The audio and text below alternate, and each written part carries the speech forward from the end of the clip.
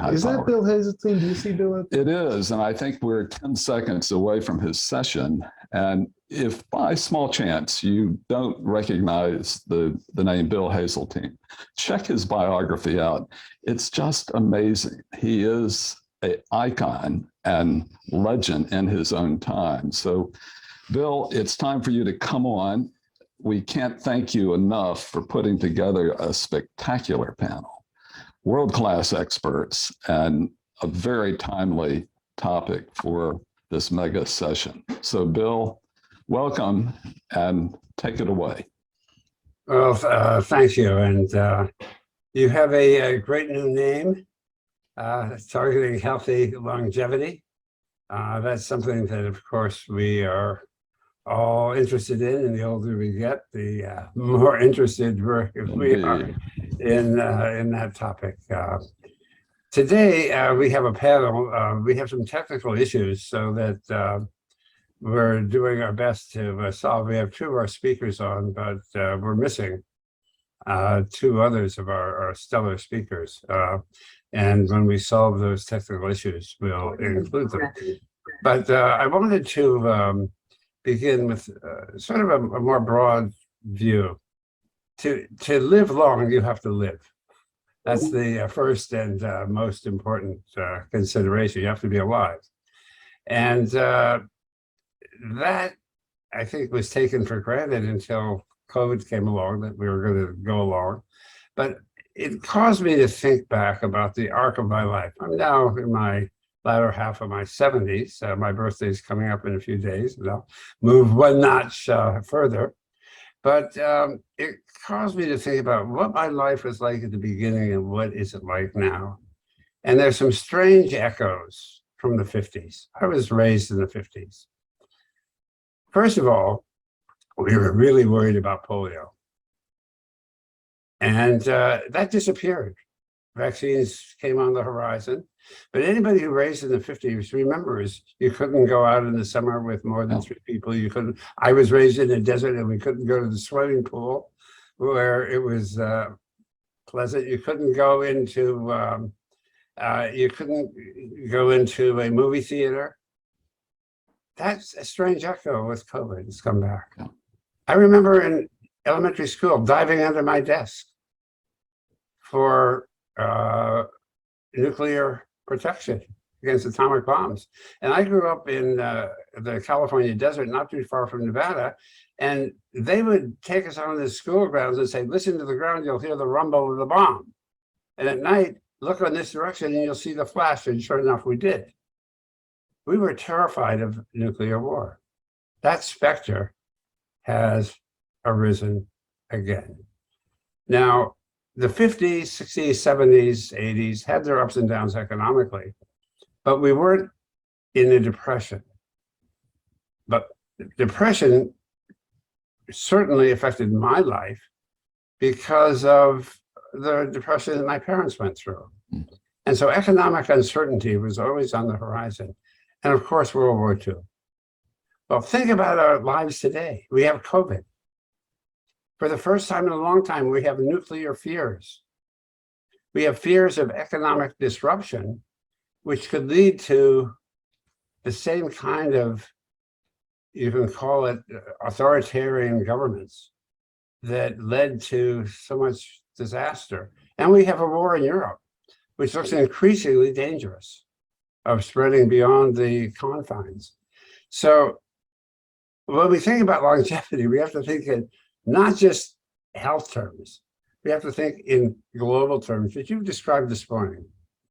And we have, fortunately, all my speakers are now on, we have a truly extraordinary panel. We have a prime minister, former prime minister, and key participant in the United Nations to give us a global view of this situation. We have a former FDA commissioner and somebody who's working intimately with threats of pandemic disease and with nuclear disarmament in Peggy Hamburg. We have the dean of the School of Public Health, who's written a book recently not the fire next time, but the pandemic next time. And then we have Jeffrey Lehman from China, who's got a very distinguished legal career, educational career, and sees the world sitting in a very different place, sees the world from a different perspective. So when we think about longevity, this morning topic that I'm running is about COVID, but it's much broader than COVID. What's gone wrong internationally, nationally, in our health systems that have led to this recurring nightmare, I would call it. It's almost like waking up every morning and you're back in the 50s. You're not exactly there, but you're not exactly not there. So I'd like to begin this morning. The session will be the following. Each speaker will speak 5 to 10 minutes about their issues. I'll ask one question for the panel at the end of each talk. And then when we're done, I'll ask some general questions that the panelists will participate in. So after, for example, Helen Clark's talk, I'll ask a question, the panelists will respond. Then we'll have a next talk from Peggy Hamburg, who will ask a question, they'll respond. So without further ado, I'm going to introduce our speakers. I mentioned thank you. Briefly. We're going to watch from the audience, and that was so eloquently expressed. So greatly look forward to this. All right, take care. Helen Clark was a Prime Minister of New Zealand, and I'm told the mentor of the current Prime Minister from 1999 to 2008. She was a member of Parliament for 27 years, and she, during that time, was a Minister of Housing, interestingly, a Minister of Health, and a Minister of Conservation, all the key areas that we're talking about today. What I didn't mention in my peroration was climate change, which is something else that we're all concerned about. She served as administrator of the UN Development Program, UNDP, and as chair of the United Nations Development Group from 2009 to 2017. In July of 2020, she was appointed by the Director General of the World Health Organization as co-chair of the Independent Panel for Pandemic Preparedness and Response, and as a patron of the Helen Clark Foundation. Helen, I'd like you to begin with a global overview. I can think of nobody else who has such a profound view of what's gone on with the world. The really question is, how do we get to where we are and how do we get to a better place? Well, the big question to start with, Bill, and greetings everyone from Oslo. I did spend a solid 10 months or so on this independent panel for pandemic preparedness and response, which was requested by the World Health Assembly back in May 2020. They wanted a comprehensive, independent and authoritative review of what had happened with the experience with COVID, and they wanted it by May 2021. I assume that they thought the pandemic would be done and dusted by then, and yet, as Bill says, it never really goes away. And we ended up producing a report in the middle of what was still a maelstrom, and in many ways still is a maelstrom as it continues to play out. I guess from the talented panel that we had, we formed a number of very clear conclusions. One was the world simply wasn't ready for something like this. Not only not ready in the sense of people not having fit for purpose pandemic plans when the worst struck, but also not ready in the sense that we live, as Bill implied, in an era of considerable global mistrust and lack of cooperation. And that has been a problem from the outset of the pandemic. We were very critical of the state of the international health regulations, which don't give the WHO sufficient power to firstly get right to the site of a pandemic threat immediately. Secondly, to be able to publish evidence that it has to seek permission from countries. Third, we didn't feel it was empowered to take a precautionary approach. Fourth, we felt the emergency committee set up under the international health regulations was a constraint on the Director General's ability to act. There was just one set of hiccups after another, which meant a month was lost at the start of the pandemic for getting some action to constrain the movement of the virus. But then I think, Bill, what was really shocking to our panel was the next month as well, because after the WHO put up the warning sign of the public health emergency of international concern, very few countries took any interest. And very little was done in a critical month when this could, we think, have been nipped in the bud. So we've made a range of recommendations about what could be done better. We see that many countries need more investment in preparedness and response, but don't have the funding for it, hence the importance of international funding for that function. We certainly see the need for international health regulations to be strengthened. We see every country needing to review its pandemic preparedness and response plans. But here's a caveat. You know, all international assessments judge the United States and the United Kingdom as being, very highly placed to deal with a threat like this. I'm afraid politics gets in the way. You can have the world's best science, you can have the world's first-class institutions, but if the political factor isn't going for you, you will end up with a suboptimal response to COVID. So we continue to advocate for reforms in the global architecture, for countries to take the steps required to be more resilient to threats like this. We've called for a global leader-level council, which would keep oversight of the state of pandemic preparedness and response. And we see a number of movements on these fronts. But one thing that really concerned our panel, and I think it's salient now, is that on pandemics, the world goes through cycles of panic and neglect. Well, we've been through panic and we're into the neglect cycle now. And those who don't learn from the lessons of history are truly doomed to repeat them over and over and over.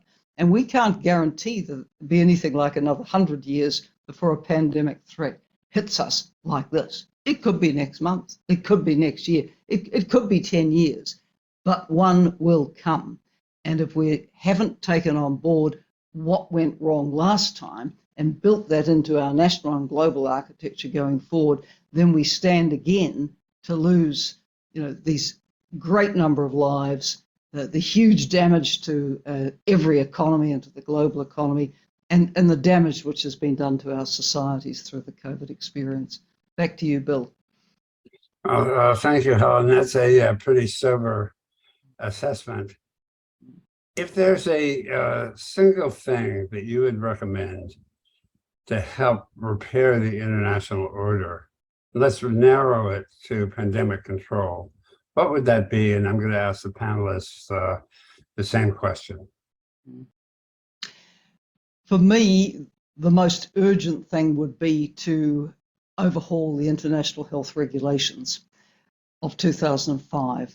One of the most sobering things said to us, and by Gro Harlem Brundtland, who was the Director General at the time of the SARS outbreak, which she was seen to deal with very, very effectively. She said to us that these international health regulations now, which were written after that experience, if she had had to operate under them, she could not have been as effective. That was sobering. These regulations were supposed to help. In fact, they've harmed. And so I think reforming them so that WHO's authority is strengthened. Member states must give WHO the power to go straight to the site of an outbreak with its experts.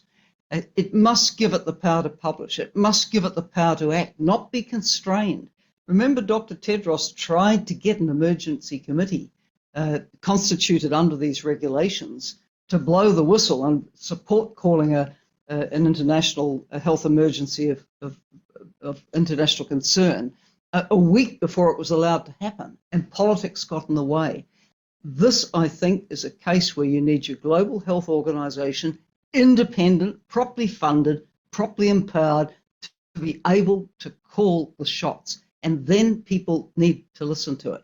But it could be empowered to act more authoritatively than it has been. We'll get back to that because that's absolutely critical. And there are suggestions now, formal suggestions about how to increase the power of WHO. Peggy, I haven't introduced you yet, but I'd like you to address that question because it's a question that's not only international. As Henry Kissinger said, all international relations are really domestic at their core. So how would you see, so you who've done a lot of thinking about the domestic issues as well as international issues, but how would you see the critical problem that we're discussing now? What's the single thing that you think we need to do? Well, I think, like when you address any complex challenge, there is no one single thing that you need to do. But, we have to recognize, as Helen just said, that we are in the midst of an ongoing problem, and we're in the midst of a kind of threat that will keep recurring. It will recur on a catastrophic level with another major global pandemic. We also face serious infectious disease outbreaks on a regular basis that are more regional or local. And we have, of course, deeply damaging endemic infectious disease threats. So my real concern is that we need not to go through these cycles of panic and neglect, throwing money at problems and then walking away and ignoring them and allowing commitments and capacities to deteriorate. We have to ensure that we build strong systems for health that foundationally have strong public health at the local, state, or provincial, national, regional, and global level.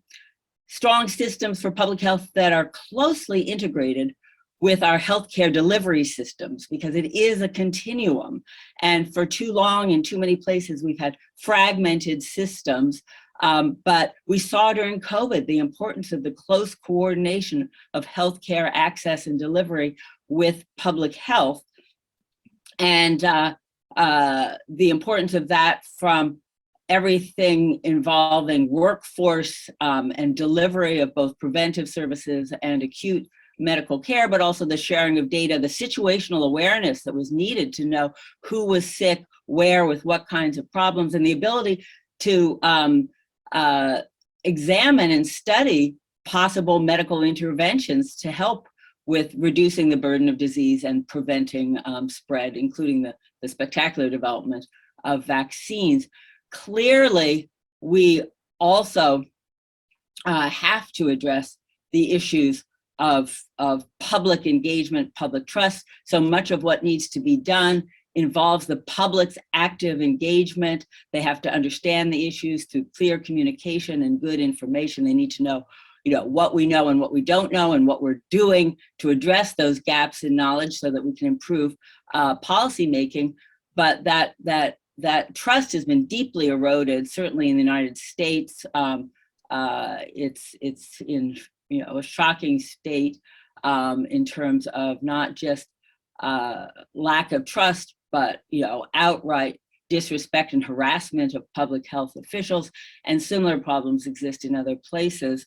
I think that we also have to take very seriously what Helen said about the role of political leadership. The intrusion of politics into science-based, evidence-driven decision-making can be very damaging. We certainly saw that with COVID, with treatments that we knew didn't work, like ivermectin or hydroxychloroquine, being pushed for political agendas, or the additional distrust that came from suspicions of political agendas rather than concerns about the health of individuals or what the science was telling us.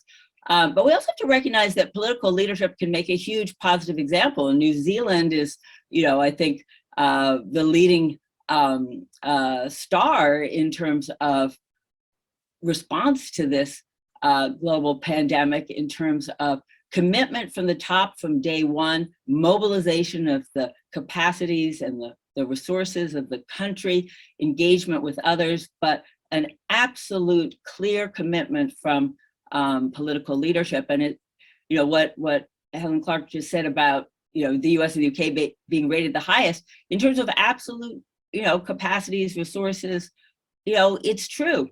But it doesn't matter what kinds of fancy equipment you have in your toolbox. If you don't get it out, you don't know how to use those tools, and you discount them when you need them, it's not going to make a difference. So I think that we really have to address, that set of issues. And as I said, I wasn't going to answer your question with just one. You certainly you gave a very broad answer to the question. I think it's appropriate, but I still want to go back to my fundamental question with Sandro.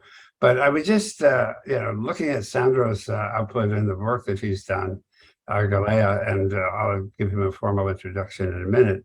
But you mentioned that we have all the tools in the toolbox, and I think Sandro would tell you that our healthcare system is in pretty serious disarray. Just to correct, I didn't say we have all the tools in our toolbox. I said you could have great tools in your toolbox, but if you don't use them, they're useless. But we have many tools that we have to develop, and we have many tools that we've allowed to deteriorate and are no longer useful. Right. And Sandro, I want you to address the question, but one of the things Sandro and I have talked about is the social determinants of health. He doesn't use that term, but he really writes about that term. So Sandro, what would you say on the international scene at this point would be required to have a better response than we've had?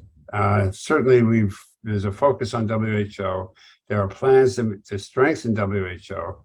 What is your response to that question? Well, first of all, good morning, afternoon. Thank you, Bill, for having me, and thank you to my fellow panelists. Bill, I think you've preceded my answer. First of all, I, like Dr. Hamburg, will push back on just coming up with one answer, because there obviously is not a single answer. But what I've written about and what my last book was about is that fundamentally, COVID was much worse than it needed to be, not because of COVID, but because of the conditions that preceded COVID.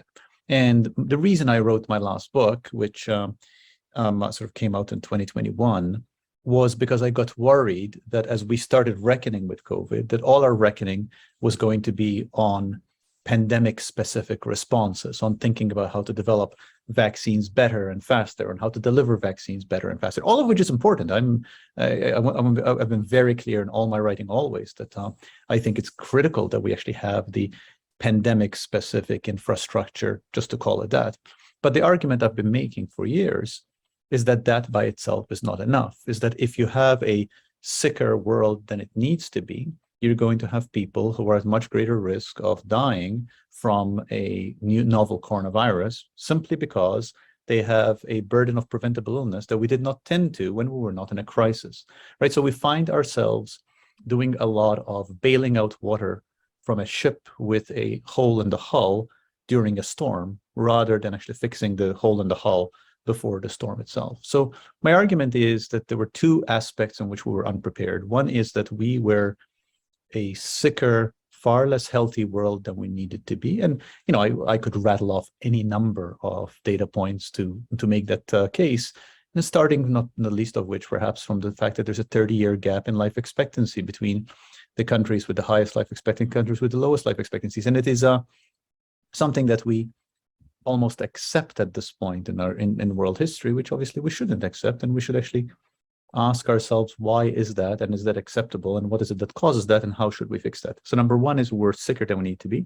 And number two, our public health infrastructure in many countries around the world was vastly underprepared to deal with a pandemic that was really only a matter of time. I mean, we have one new crossover pathogen of consequence a year, and we've had about 1,300, 1,400 epidemics of consequence in the world over the past 15 years. I mean, so it's not that these pandemics don't happen, it's just that they haven't been at this large a scale.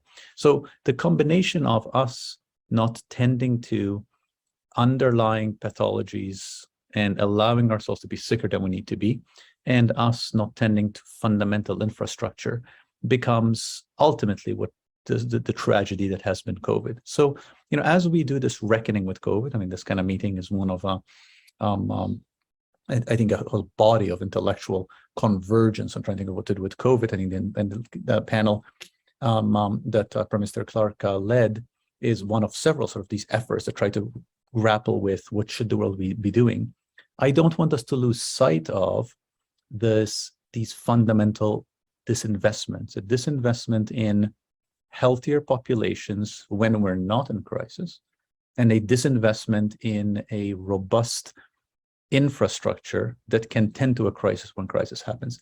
I think those two, if we couple them then with all the things that we are going to discuss and we should be discussing, which is better ways to cross the public-private boundaries that inhibit things like testing and vaccine development to happen quickly, things that inhibit us developing treatments quickly. All of that also being important, but that needs to be coupled with this attention to investing in underlying conditions. Thank you, Sandro. I would say one point that emerges from what we've been discussing so far is there's a lot of repair that has to be done to the international system and national systems in the field of health. But that also goes for climate change.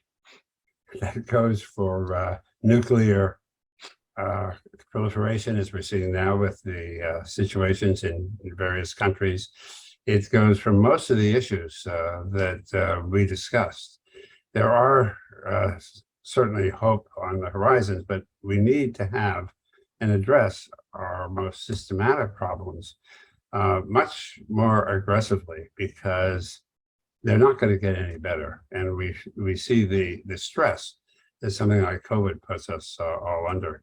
Jeff, Well, you have let's go on to Jeff, and you'll have a chance to respond in a minute. Jeff is speaking from Shanghai under very different kind of conditions, and has had a very different experience over the last few years. But Jeff, how would you respond to the question I put to Helen? So I think first, thank you for including me in this very distinguished panel. I'll just focus on the topic of improving public trust and try to suggest maybe something concrete and specific. I think we really can improve the way that the scientific community speaks to the public about scientific uncertainty. I think one of the things that we saw in the last few years is that scientists often felt that what the public really needed was a strong, confident, and definitive message about what the science says. And they felt that even at a time when, of course, the science was constantly developing, constantly evolving. And that then led to a situation where when the message evolved, the public wasn't ready for it, and the public reacted by saying, oh, the scientists got it wrong, the scientists lied to us, the scientists misled us. I think when scientists are speaking to each other, they're completely comfortable speaking about uncertainty, speaking contingently. And I think it would be terrific if they could find a voice that is really comfortable speaking to the general public about what is being studied, why they're recommending action of a certain kind under a certain kind of uncertainty, subject to the need to keep pivoting as the science continues to evolve.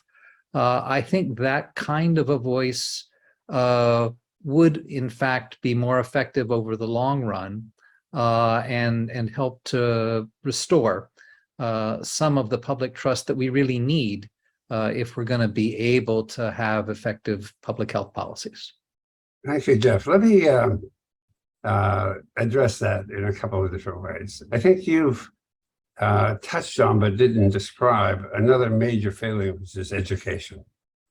That we in the United States and many parts of the world suffer from deficits in science education about what science is and how it operates.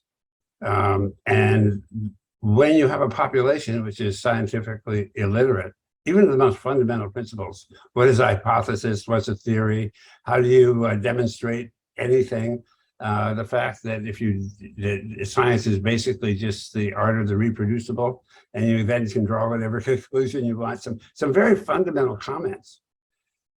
It's something that we need to have. And we in the United States and many other countries don't emphasize that sufficiently. And it's increasingly a problem as we move forward in a world where our lives are impinged by scientific realities. There's another issue.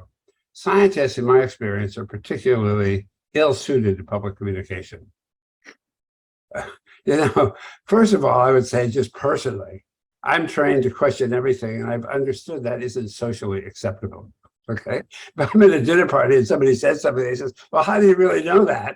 It doesn't make me the most popular person. Or if I say, I still remember one incident when somebody said, well, 90% of breast cancer is inherited. I said, that's just not true. Well, that caused a real rumpus. It still had social implications for a long time. So we scientists, I'll give you one specific example. And that is when Switzerland was going to vote on DNA research, and could it be part DNA drugs could be recombinant DNA would be accepted in Switzerland.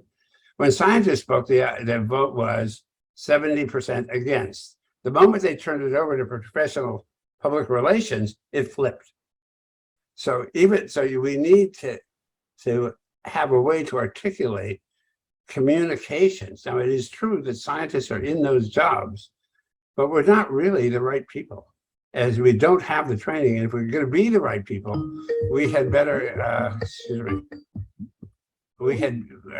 we had better learn how to communicate. And I think that Peggy has a very good sense of how to communicate, but a lot of us don't. I'd like to move on actually to you, Peggy, now.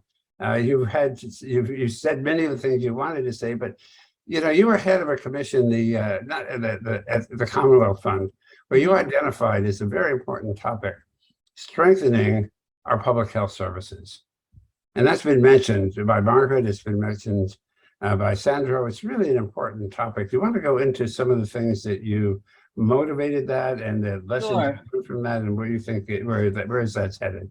And Margaret's had a very distinguished career as head of FDA. We've known each other since she was a medical student. She has been deeply familiar with the issues of pandemic control through HIV and through nuclear issues through her work with Sam Nunn and the commissions there, and continues to have really an incredible career. One of the best products of the Harvard Medical School. Well, thank you. And I think you left off, one of the roles that I played that I'm most proud of and was very pivotal in my thinking about these issues, which was health commissioner for New York City. Absolutely. Over a 6-year period that included the HIV, explosion of HIV, the resurgence of tuberculosis, including a very severe problem with drug-resistant TB, the importation because of global trade and travel of diseases never before seen in New York, but now emerging, and also I left off your involvement in Clade X and Dark Winter. Right. Well, I was going to say, I became interested in deliberate biological threats because I was health commissioner the first time the World Trade Center was bombed, and suddenly I looked at the world very differently in terms of vulnerability to domestic terrorism and those kinds of threats, and came to really see many of these threats as sort of an integrated whole, a spectrum with different manifestations and different consequences, but a lot of what's needed to respond is the same.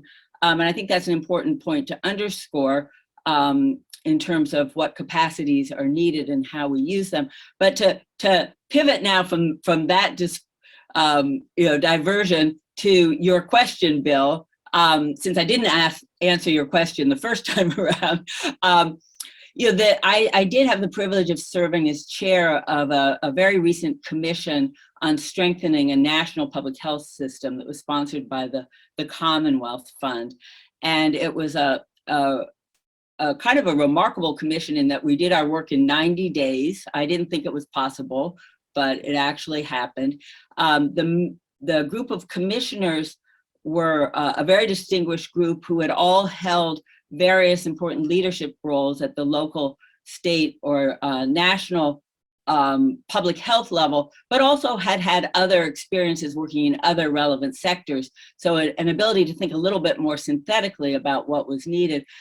And the decision was made to do this because, there is just no question that COVID-19, put a very harsh spotlight on the gaps in our public health system, and really is, or at least should be, a powerful catalyst to meaningful, sustainable action for the future. We, of course, have seen those cycles of panic and neglect. I would hope COVID-19 was the wake-up call that would really make us invest in ways that will make a difference. But I am worried that as was noted, we're already entering the phase of neglect. But this commission really made a couple of decisions, some of which were, a little bit controversial in certain circles. The recognition, number one, that public health is about much more than the program services activities that are spearheaded out of the CDC and even our public health agencies at the state and local level. Public health really involves, many components of what are the factors that influence good health and protect and promote health.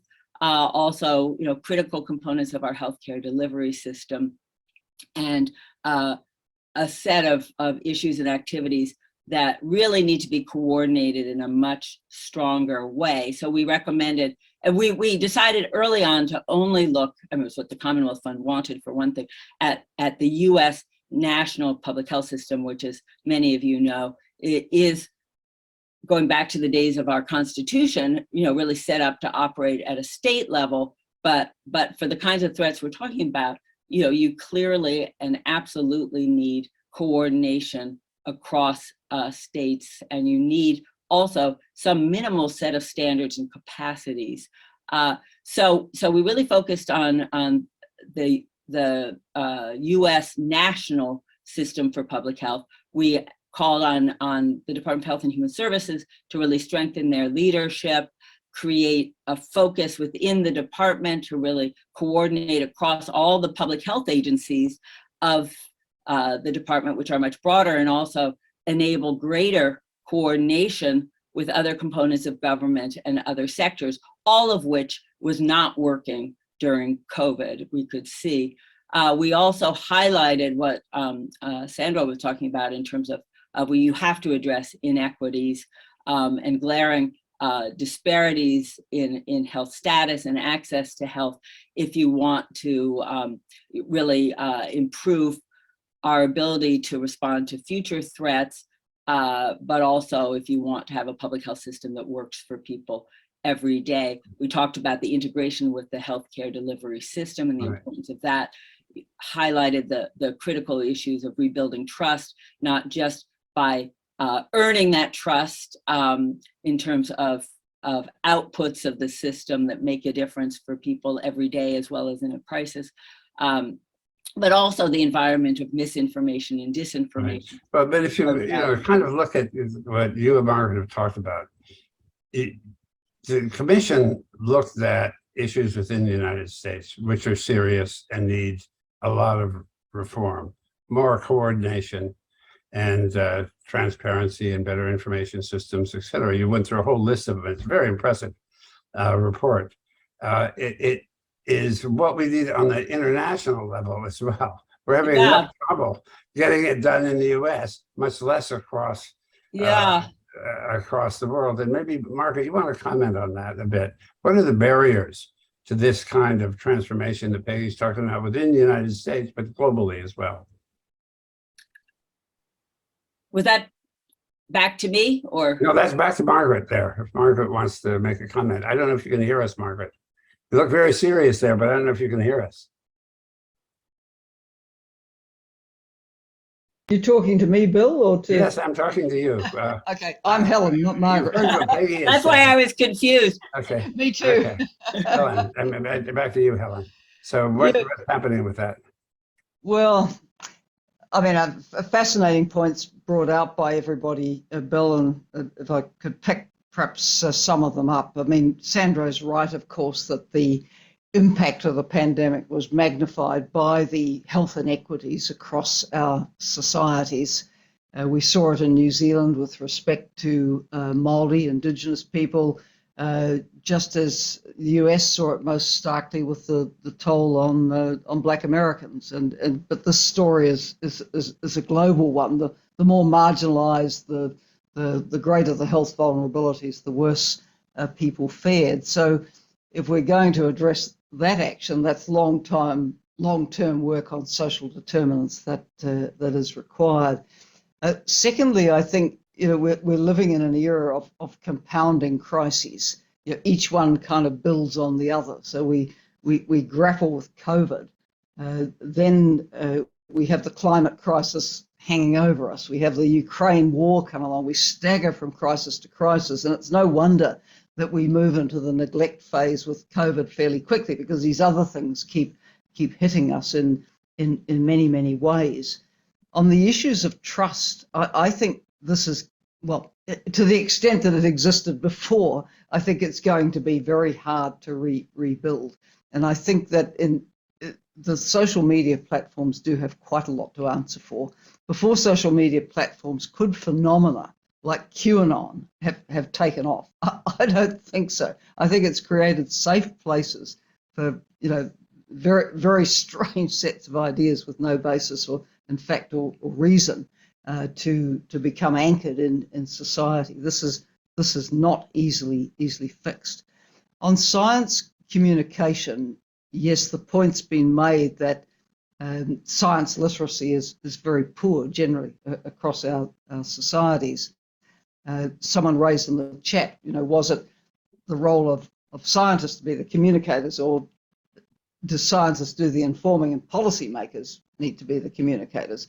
Now, in the COVID context, where the policymakers were prepared to weigh the evidence of the science and go out and communicate, as was the case in New Zealand with the leadership our Prime Minister provided, that kind of worked. But again, the US setup where you had brilliant science, but the chief executive of the country who wasn't prepared to weigh the evidence and communicate it fairly, that became a major issue. So these are all problems sort of festering away at the national level before we get to the global level and to try to fix that. And again, the mistrust between countries at the moment is going to make big fixes quite difficult. For example, on the financing needed to support the low-income countries on preparedness and response capacity, this really needs a response that goes beyond development assistance and is one that is financed on a basis where everyone pays in like a ratioed fee. But getting agreement to something like that through a World Bank or IMF mechanism in the current geopolitics isn't going to be so easy, nor is fixing the international health regulations going to be so easy. The United States has actually put up what I think is quite a good set of amendments which resemble rather closely what the independent panel recommended. But again, you're trying to negotiate that at the moment. Russia in the room, tensions with China, it's not so easy, is it? And, Helen, you've been great at negotiating and moving through some of these many, many complexities of getting us to a better place. But we got a lot of serious issues. I'd like to, in the sort of interest in time, we only have a limited time here. I want to hear from a very different voice, which is China. Jeffrey has a unique position there. He's one of the, maybe one of the few Americans who's really trusted in China. He is the Vice Chancellor of NYU Shanghai. He had before that been the founder of the Translational Law School. He was president of Cornell, dean of the law faculty, has a lifelong interest in the rule of law. But in this particular case, he speaks from a very, very different set of experiences, and one which I find the world's experience or reaction totally puzzling, because here you have a country which is done about 100 to 1,000 times better in controlling COVID than any other country, yet it gets nothing but excoriation for its efforts in the international press. So Jeffrey, do you want to comment about this sort of situation of China from somebody who's there and lived through it? You know, at the very beginning, one of the very first things I talked about, Jeff, was his experience of flying from Frankfurt to Shanghai. I believe that was like February of 2020, right? And the Correct. conditions in your blue bucket, for example, experience Quarantine. and Yes. quarantine. And it's been just a very, very different experience. So what were your comments about that in light of this whole idea of COVID control and also the international perceptions of what's going on? Sure. Well, thank you, Bill. And I'm happy to testify as an eyewitness. I'm an American who's been living and working in Shanghai with NYU throughout the pandemic, while staying at the same time, I should say, very much connected to the American experience, in part through my service on the board of Bill's Foundation, and also on the board of a company that developed a high sensitivity rapid home test for SARS-CoV-2 antigens.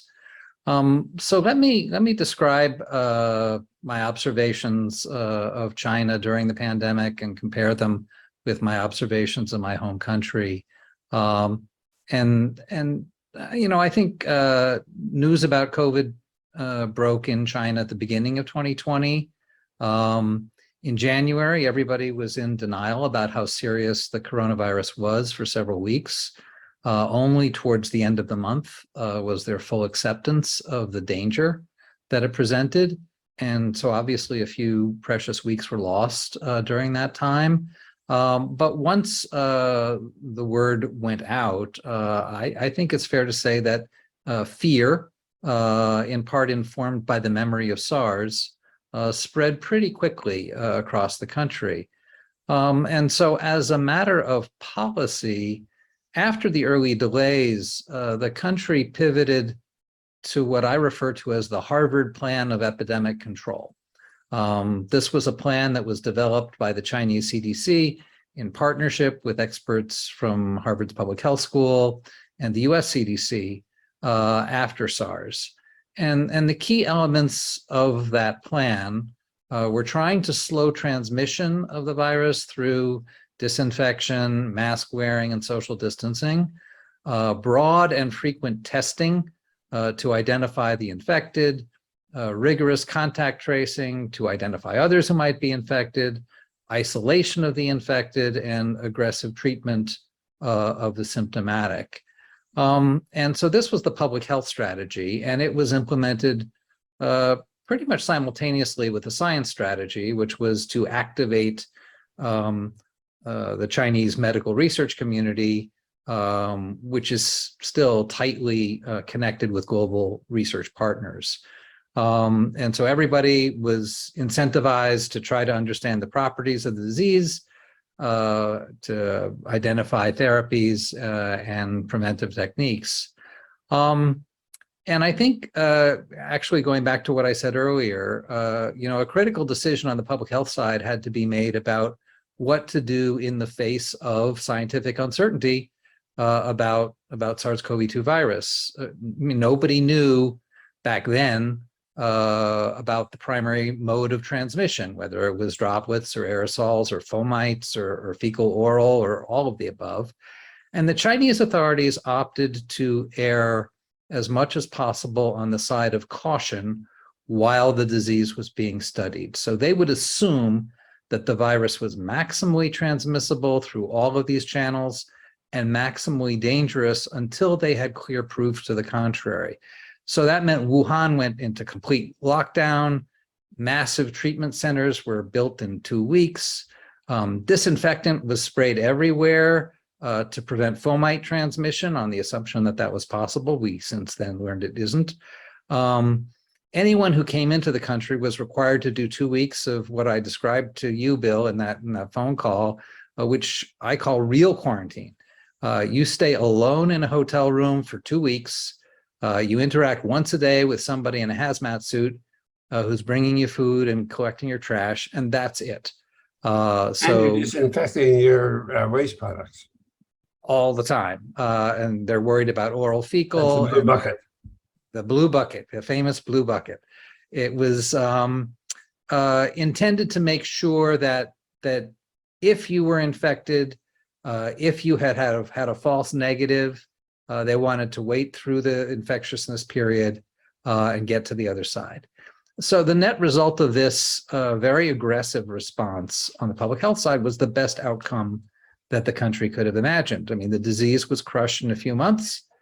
Case counts were brought down to zero. The hospitals were not overwhelmed. And so by June of 2020, everybody returned to fully normal life. The bars were open, the restaurants were open, the schools were open, and it was back to normal. Most people still wore masks in crowded places, but everybody was pretty calm.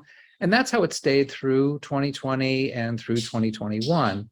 There were occasional spikes during this period that led to 1 or 2 week lockdowns in some cities, but they tended to pass quickly. And coming in from overseas, which I did a couple more times during that period, meant 2 weeks of quarantine.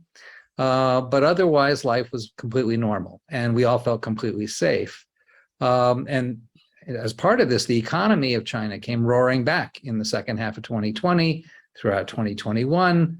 And during this period, China was really the one anchor of profitability for global multinational companies.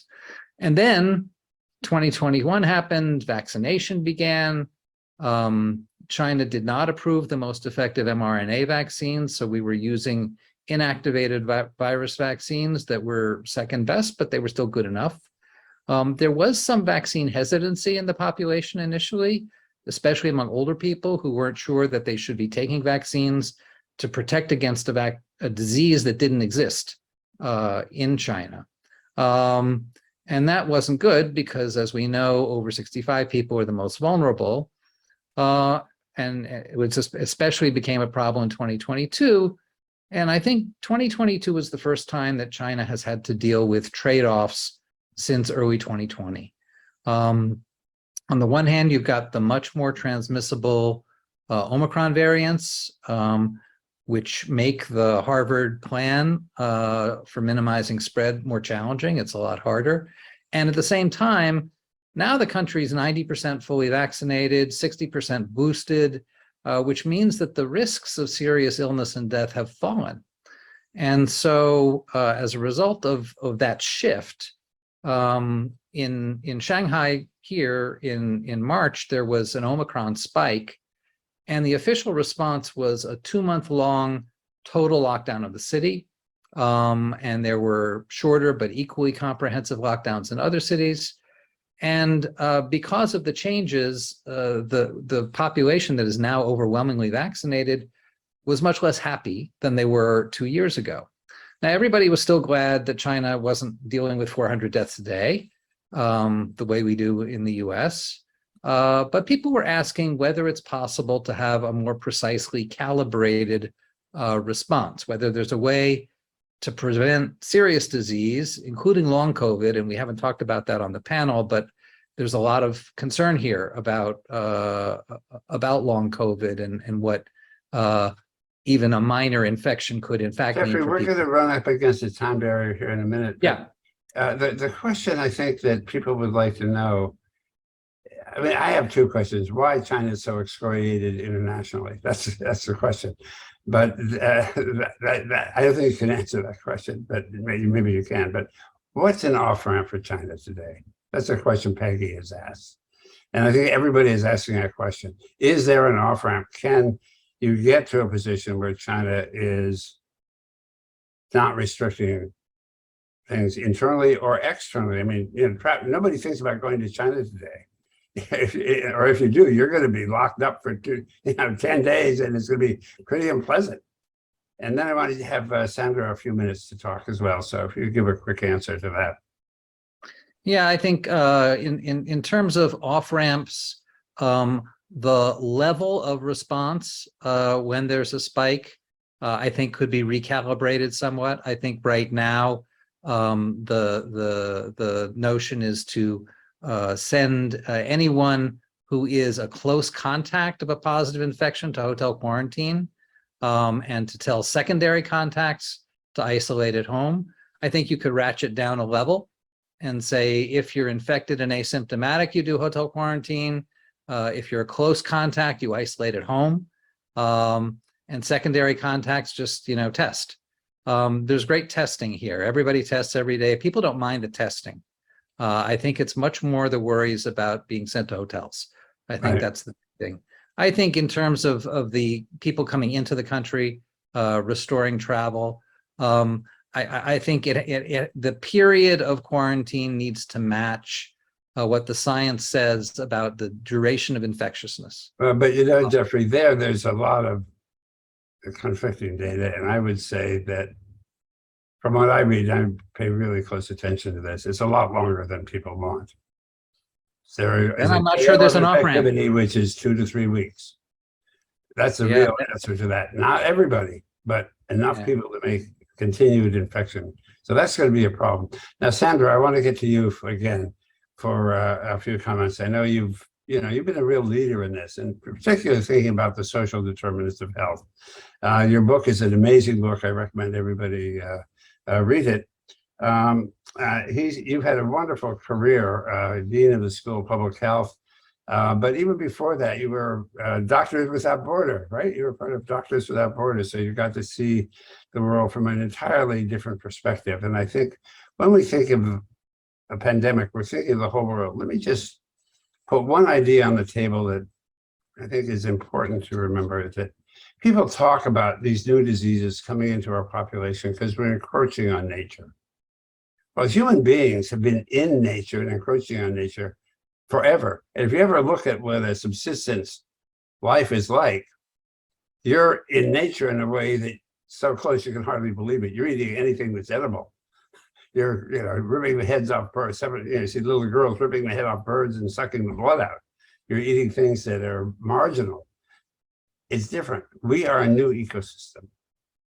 When I was a kid, we were 2 billion, we're 8 billion. There were 5 billion independent plane trips in 2019. We're the new ecosystem. We're a target for all these things. And if we think we've been hit frequently in the past, we're about to get hit a lot more. If you're a microorganism, you've got a great new food source, and that's us. And unfortunately, we're not prepared for that. And, Peggy, you've written about it very clearly. Margaret, you've talked about it. China seems to deal with it, but at a cost the rest of the world seems to be horrified by. And then Sandro would say we're not prepared from a public health point of view. So Sandro, how would you like to close out this session in the next 3 minutes? Well, that's obviously an impossible task, but Bill, I think there are so many issues that it's important to focus and to parse out what issues we're talking about. I mean, we have had the issue, I'm just labeling issues for a second, the issue of social media and adapting to a world with a different form of communication medium that we've never lived in a global crisis before with social media. I think it doesn't benefit anybody to say social media bad, terrible. Social media is here to stay. It's just a matter of learning how to deal with it. There's that issue, number one. Number two, there's the issue of political polarization, and in an area where we're seeing all over the world, in the US and India, many countries, with political leaders elected that are very populist, responding to and exploiting to underlying trends, and that has resulted in deep divisions. That's a second issue. But I think the issue which I would like us to conclude on, because of the panel we are, is the role of science. And I saw a comment by Dr. So about the role of science. I do think there is a critical set of discussions to be had. And in my book, I tackled that in the last third of the book, about what is the role of science and how has science behaved. When you hear, Jeffrey, if I may, you make a comment at the end, you say, well, I think there is no rational off-ramp. I actually think that comment from someone who thinks about this as carefully as you do is chilling. It is actually a terrifying comment to say that the country with 1.4 billion people in the world has adopted an approach based on science, and you can hear the italics in my voice on science here, which actually doesn't have a rational off-ramp. So to my mind, science has really struggled. We've really struggled. I just meant no off-ramp on quarantine policy. That's all, not about the rest. No, but that's fine. But even that is in itself terrifying. And I think we have had a difficult time rationalizing what science can tell us, what science can't tell us, and to go back to these other two issues, how that intersects with polarized politics and how to translate the science in a world of instant communication. So I think that is sort of an unholy soup that we need to add to everything else we've talked about? So I really haven't summarized as much as perhaps opened up a whole other set of things that we would need to talk about for another hour. Well, fortunately, we have another half an hour. I was just advised. So that's very good, Sandro. We can begin to talk about it. Peggy, I'd like to go back to you on this issue of social media and communication. You've been really, you were fortunate maybe to be in your time at the FDA and didn't have the same kind of pressures that our current commissioners have had, but you had your own issues. So what would you say? You've heard my rather peculiar views of science and social communication. So how would you deal with these issues, or how do you think about them, especially the point Sandro is making and others have made about social media? Yeah. Well, I would say most of my public health career, going back to my days, actually first as Tony Fauci's special assistant, and then as health commissioner in New York City, and then later with the Clinton administration and then Obama as FDA commissioner, social media hadn't taken hold as much, although, I was starting to be forced to tweet a little bit when I was FDA commissioner. But what was so striking, especially back in the days when I was in New York City, was that when there was a public health crisis, it was me speaking to the public about what was happening.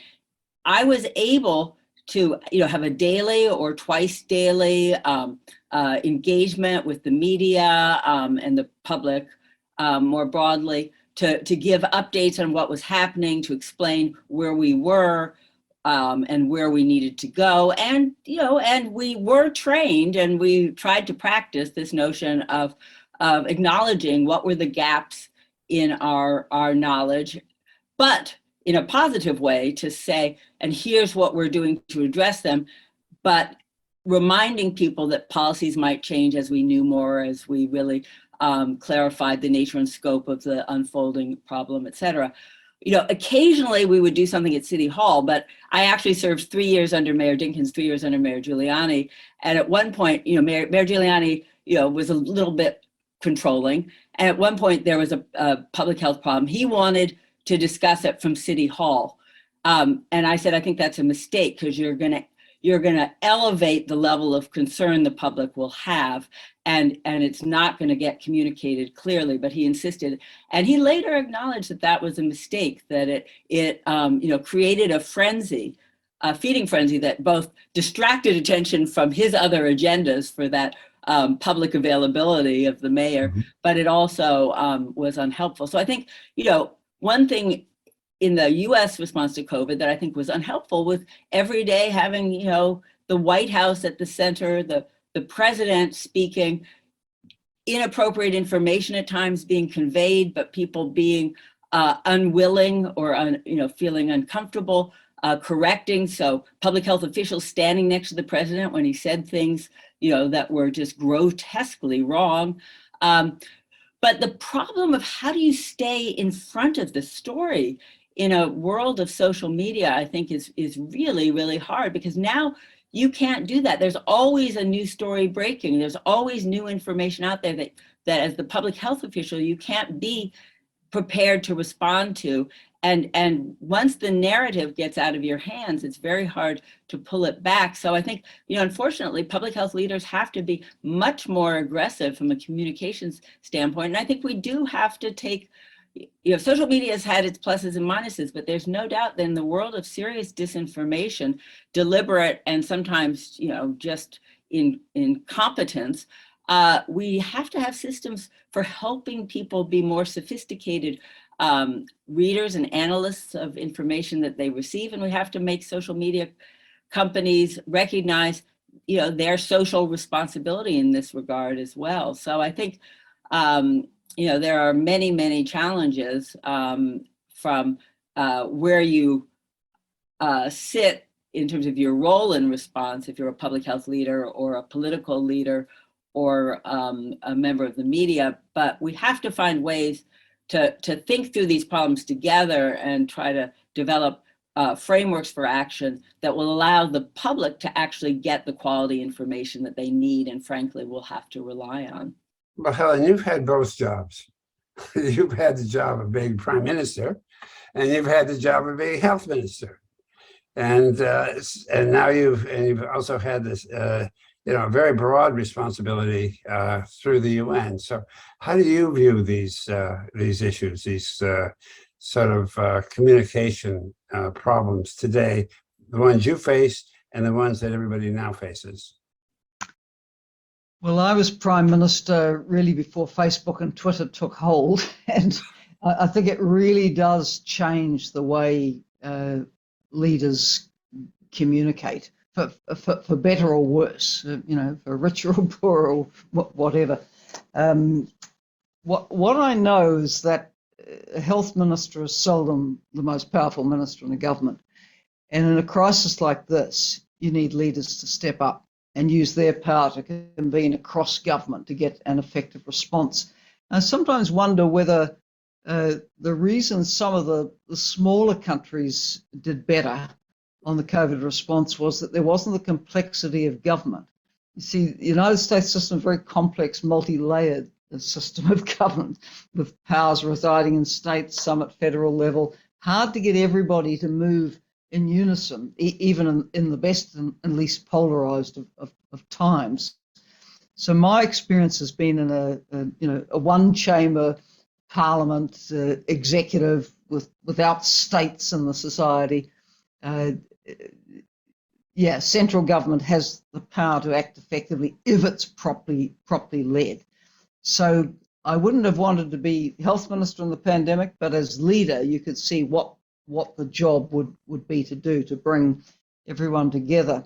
I thought it might just come back on a couple of the points about China and Jeff, I think, being quoted as saying this doesn't see a rational off-ramp. But isn't the off-ramp after the party conference? I mean, the current president has staked a lot on this particular approach. Party Congress, I think, starts next Monday. Now, when that's done and dusted, perhaps we may see some refinements in the approach to COVID. But come back to a point you made, Bill, earlier on in the discussion, that China's taken quite a beating over its approach. I often wonder about the counterfactual. If China hadn't jumped on this hard for so long, and if transmission was untrammeled in the society and new variants were popping up from what would happen with, no effort to slow transmission in a society that size, wouldn't we all be beating up on China for failing to control it? So it's been caught, I think, between a rock and a hard place. If the vaccination levels are what we're told now, then it does have a bit of scope to ease up for sure. But I doubt that it will want to let go a reasonably robust approach. And, living in a society which had a very robust approach for quite a while with COVID, a lot of us rather yearn for the robust approach once we see Omicron, race away. Right.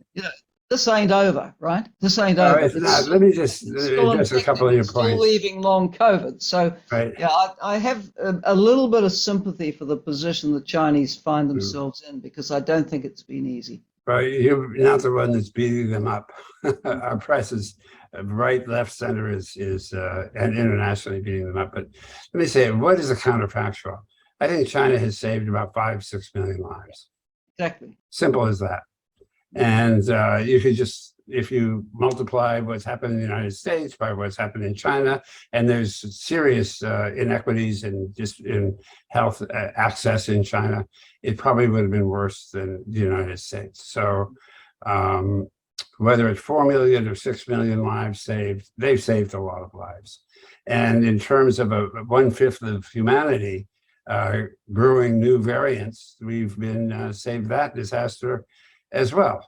And so that's one of the counterfactuals that people don't take into consideration. It certainly has disrupted a lot of, when Ningbo or Shenzhen and their ports close down, that causes a lot of trouble and people are unhappy. But in terms of what is actually, I'm in touch with China. I have an office in Shanghai and Beijing, and I've been in touch with them throughout this. And I think Jeffrey's right. People weren't unhappy until the more recent close. In fact, they were very happy, except for the travel. I don't want this to be entirely about China, but it is a problem of what's going to happen with the next pandemics. They're the only ones who put things in place for the long run. It's going to be some issues. Jeffrey, do you want to comment, and then Sandro on this issue? Yeah, Because China's been such a, it's one fifth humanity, and it's a real outlier in terms of results. Yeah, I think it is important and I think one of the lessons that I draw from all of this is that there's not going to be a one-size-fits-all gold standard solution for all the countries in the world. Cultures are different. And, I think here in China, there was a general public willingness to go along with a massive strategy. Everybody masked up. Everybody, especially in 2020, everybody stayed home. And frankly, once vaccination started, everybody's vaccinated. And so I think it's just very different from the US. And so a strategy that can work in China can't work in the US. And so I think the challenge for American policymakers is to think about, what is good public health policy, but how do you adapt it so that you can get buy-in? Because all public health requires the cooperation of individual citizens. It's not just having the right agencies doing the right thing. It really is at the level of the individual citizen. And I think that's a big challenge. And I do think to what Prime Minister Clark was saying, I think after the Party Congress, it is likely that there are going to be adjustments about how spikes are handled internally. What I was saying before is I think the last thing to be adjusted will be crossing border policies. Because that's where all the cases come from. They come from overseas.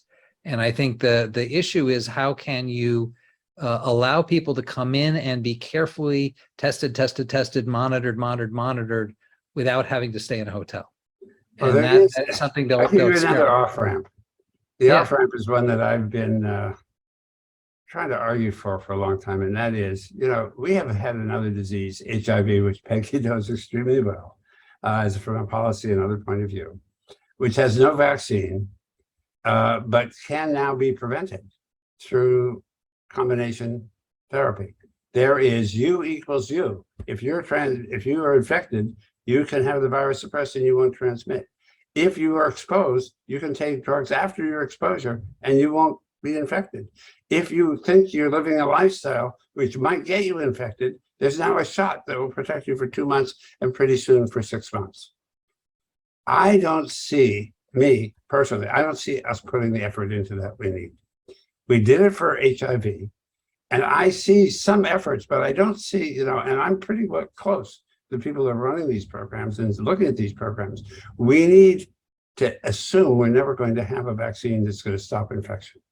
We're going to have to assume that this virus could get a lot nastier. We're going to have to assume that the cost of long COVID is going to be enormous, even if it's only 1 or 2%. Peggy raised her hand, so I'll let Peggy talk and then you, Sandro.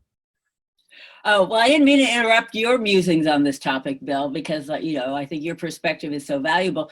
I just wanted to sort of underscore your point, though, which is that, in many ways with the scientific response to COVID in terms of biomedical product innovation and development, we were very lucky with the vaccine. If the mRNA vaccine hadn't worked, we would have been in a very different place. And we failed to really adequately invest in the whole portfolio of medical countermeasures needed, certainly in the US, but many other places, the development of reliable antigen tests and COVID testing systems, was very, very slow, which undermined response. And certainly with respect to therapeutics, not just for treating, severe disease and managing ICU patients, but for early prevention of progression of disease after exposure or infection and prophylaxis.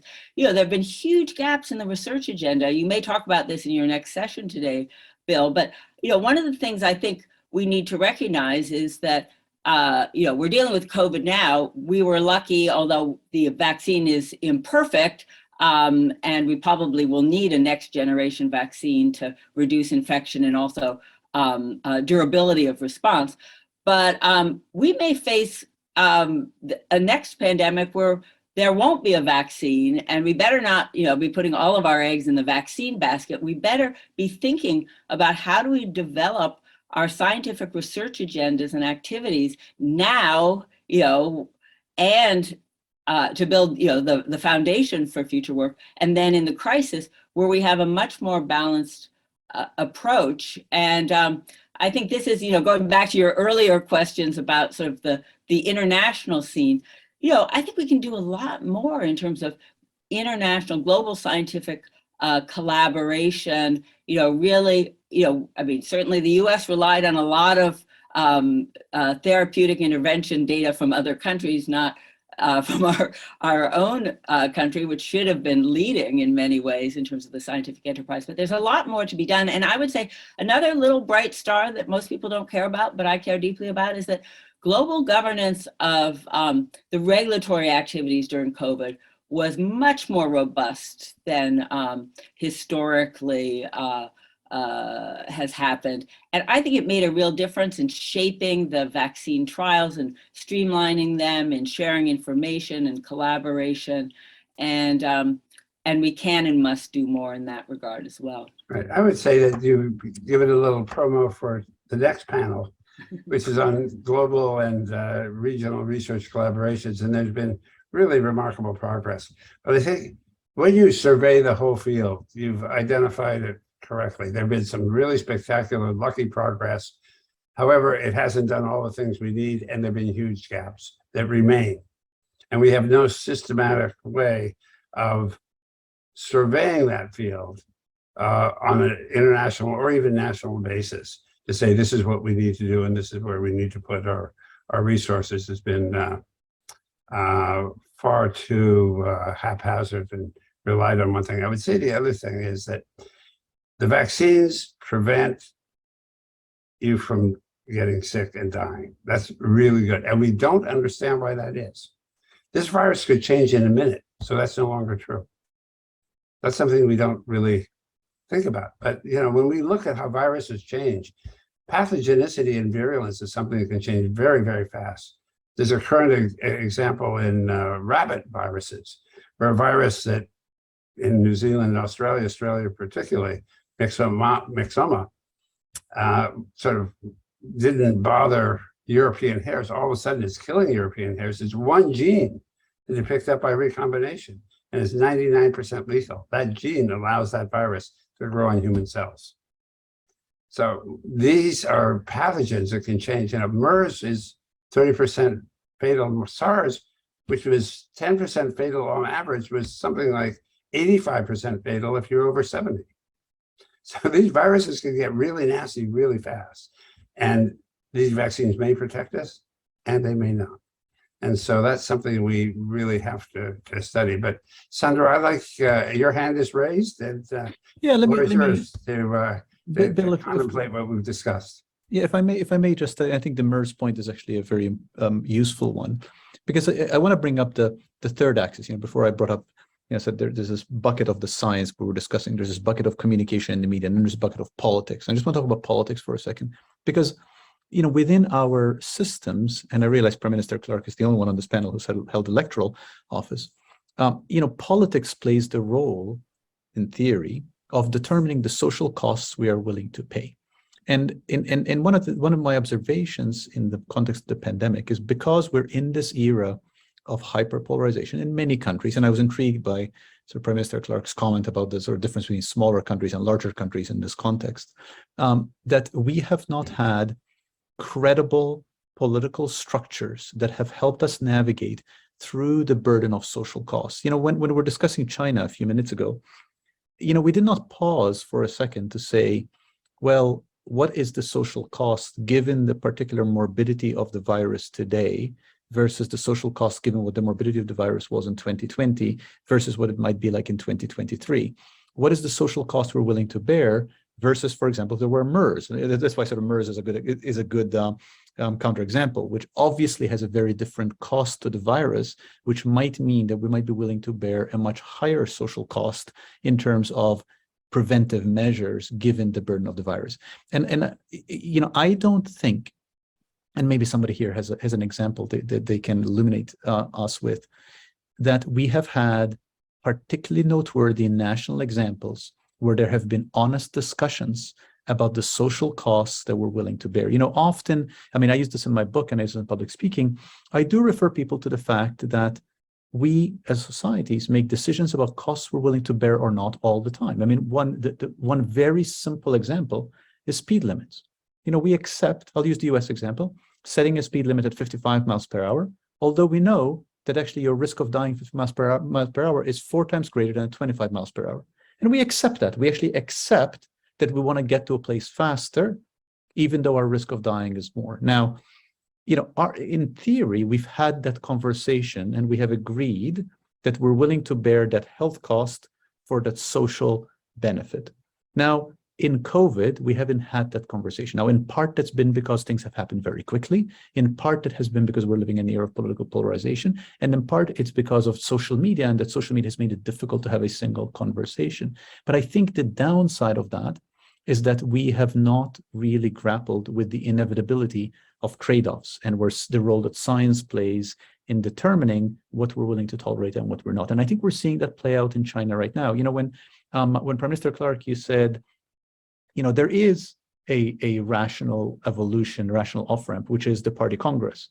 To my mind, the response to that is, well, a party Congress should actually never be a trigger for an evolution on something that in theory is based on science, right? Like we're clearly mixing these issues because we haven't had these conversations. I'm just labeling that I think it's a conversation that should be had, and at least those of us in a room like this who are writing the books and the reports that say what we should be paying attention to, we need to make sure that the notion of national conversations, respecting national culture that are honest about the costs we're willing to bear or not are something that is front and center for the next pandemic. Well, but Sandro, a point you made in your writings is that who is bearing those costs? In the United States, the life expectancy of the indigenous population has dropped 7 years. The Latino and Black community is something like 7 to 8 times more severely adversely affected. There's different costs for different segments of society, and for even the poor white people in the United States, their cost has been much higher than the more affluent. So costs aren't equally distributed. No, and just the world for sure, and even in the United States. So when you're making that cost calculation, who is bearing that? Who's bearing that cost? Well, just to add to that, and then I'll be quiet, Bill, is I often do challenge people in the US, just focusing in the US, for everybody who has worked from home at any time during the pandemic, which almost everybody in the audiences I speak to has, I challenge them to identify themselves that when they were working from home, they never got anything delivered. Everybody who I know who's worked from home has had something delivered, of course, which means that you are mitigating your risk as somebody who's in a protected class at the expense of people who are typically poorer, people of color, who are then going to be delivering things to you. And in fact, the data in the US show very clearly the occupations with the highest death rate from COVID were people who are truck drivers, warehouse drivers, delivery people. So the whole social risk discussion needs to happen with clarity about who's bearing that risk and who's making these decisions. And I don't think we've had that conversation at all. Like, it just hasn't happened. Well, let's take this conversation back to the starting point. We live in a world where there's multiple dangers ahead. We can see those dangers, whether it's from health, nuclear war, conventional war, climate change. The issues we're discussing aren't different from those issues. We focus on one of them. But again, and I like to go back to Helen on this, you, of all of us, have had interactions on the world stage with other world leaders that have the responsibility, that are given the responsibility of addressing these multiple problems.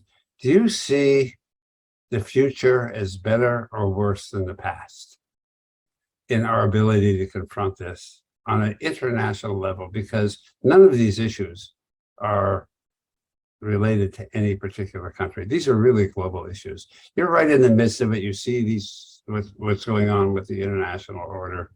What's happened from your point of view? Better, worse, the same, or where is there a ray of hope for us?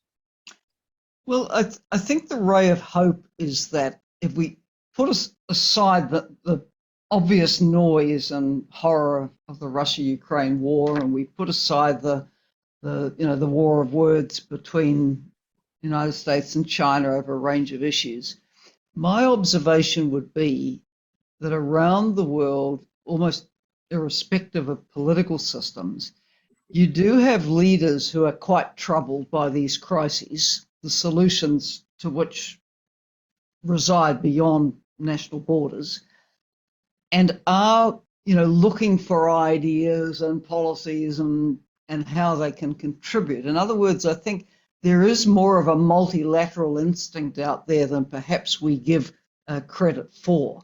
So I would take some hope from that countries can be rallied to be better prepared around pandemics, can be rallied with the necessary support to do the best they can in climate change adaptation and mitigation. So while things are grim, I'm not overly pessimistic. I think there are ways through this, but it ain't easy. All right, thanks. And final word, anybody would like to say? Peggy, for you. Well, I guess, stepping back and not trying to, solve all the huge existential threats before us, but looking at how we can make progress in the domain of strengthening public health and health systems to better protect us against pandemics and to better protect health in general. The one bit of good news, I think, is that many of the things we need to do to be better prepared to respond in a crisis are things we need to do to improve health and health status every day. And they will, in fact, work better in a crisis if we're practicing them every day. So I think the more we can really show why these things matter on a routine basis, in terms of infectious diseases, but also non-communicable diseases, from untreated hypertension and the growing problem of diabetes to addiction and overdose to, maternal mortality and tobacco control. But, there are many, many things where if we just strengthened these systems for health, we will be better prepared. There'll be health benefits, there'll be economic benefits, there'll be political benefits for leaders, and hopefully, a safer world. It's good. And Sandro, for you, a minute for your final thoughts on this. Yeah, I actually echo both Dr. Hamburg and Prime Minister Clark. I am trying, leaving aside some of the catastrophes of the moment, I am actually trying to lean into optimism. I feel like I think Milton Friedman had a quote where he said this: "It's a moment of crisis, is a moment where things that actually we've been sitting on, that we haven't acted on for a long time, all of a sudden becomes an opportunity to act on them." And I think there's an opportunity here to surface these issues, to surface the underlying challenges that we have with keeping people healthy, surface the underlying messy and shoddy public health and health infrastructure, to surface challenges about how to deal with communication in a new shifting media landscape, and to surface the importance of having robust political structures that can help guide us through value-based decision-making in a time of crisis. I think Sandro, I want you to continue to communicate like you are so effectively. Your very long array of books that I've had the opportunity to take a look at. Thank you, Bill. Please keep it up. And Jeffrey?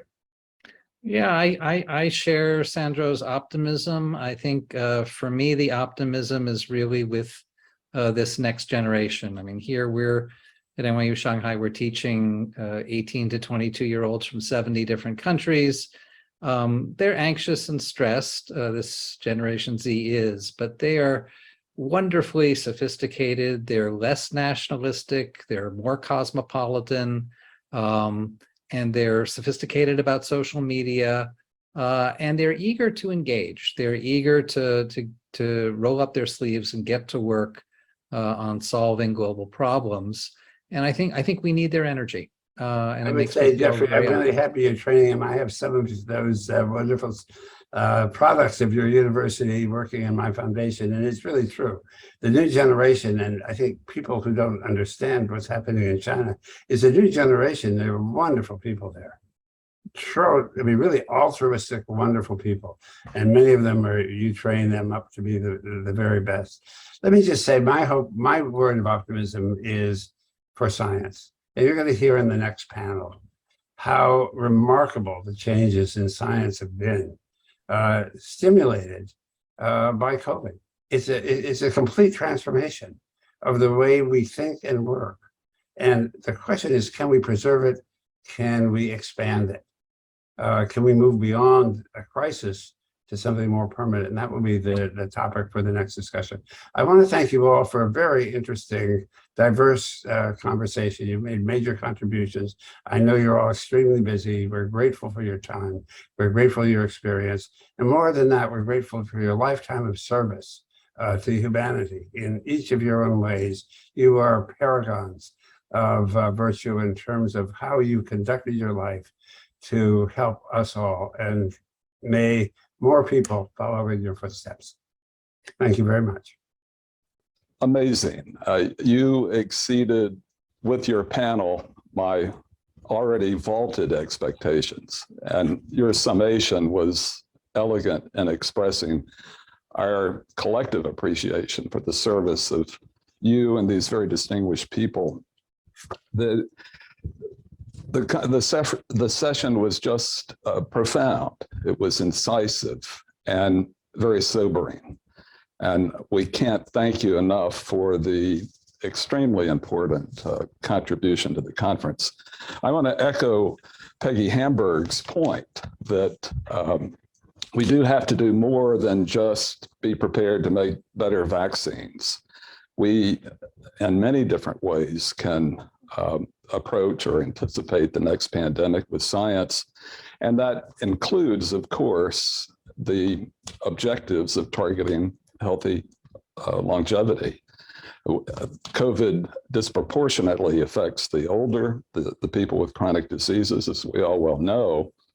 And so this enterprise of approaching the aging biology and applying it to understand how to improve immune resilience and other properties that are important for response to disease is just absolutely essential and integral to this conference. So we can't thank you and the panelists enough